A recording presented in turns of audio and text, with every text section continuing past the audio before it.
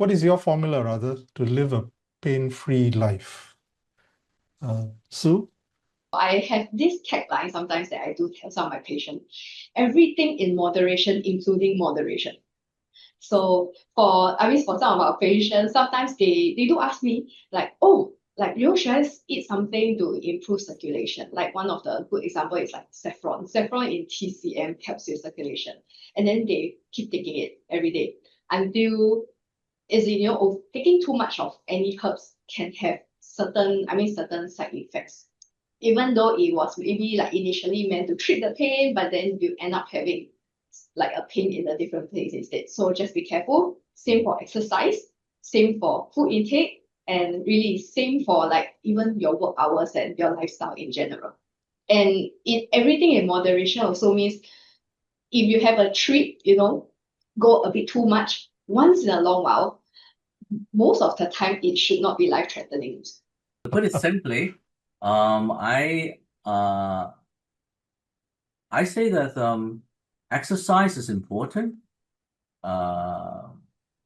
Everyone needs to have it. Even though when you're in pain, you need to have some form of exercise. The question is the right type of exercise.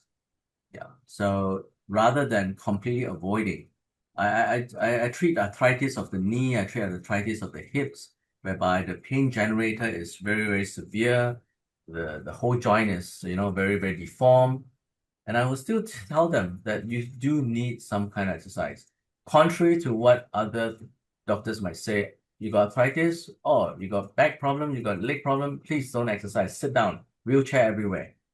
So I always say, no, you do need to have the right form of exercise, not zero exercise.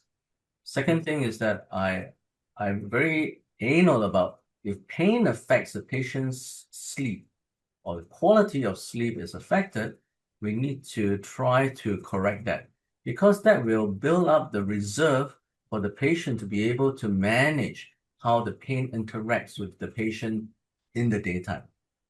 So in nighttime, if the pain comes on and affects the sleep, or the sleep is affected by the pain, or the quality of sleep is poor because of the pain, we need to address that. Don't leave it aside, because that in itself will be a problem. Okay, great. Jem, I would like to ask you the same question, but I know it's going to be a tough one for you to answer since you're living in pain. How do you live a happier life now with pain? Yeah, I think mainly because I'm naturally a positive person, so that helps. And then besides that, I also exercise. I cycle quite a bit, and then because cycle will not give me pressure on my shoulder that much and my neck that much, so it is good for me. So I think everybody with different pain should go for their different exercise as well that is suitable for them. And then I think going out to breathe fresh air, even when you are not feeling well, you will feel a lot better rather than to stay at home and just rest. I mean, yes, you need the rest, but you need the fresh air as well. So besides that, also manage stress, because like even when maybe some people manage stress by just resting, but or Netflix. So but I think to me, I feel that it helps me when I sing or I scream. I go and watch a horror movie to scream it out so that I can let go. And then at the same time, maybe I take breaks to prevent burnout as well. So now, like I'm on holiday now, so that's why, yeah, I think burnout is also one of the factors that give me more pain. And don't be in the same position for too long, because like using the mask for too long, it hurts my shoulder as well. So need to stretch.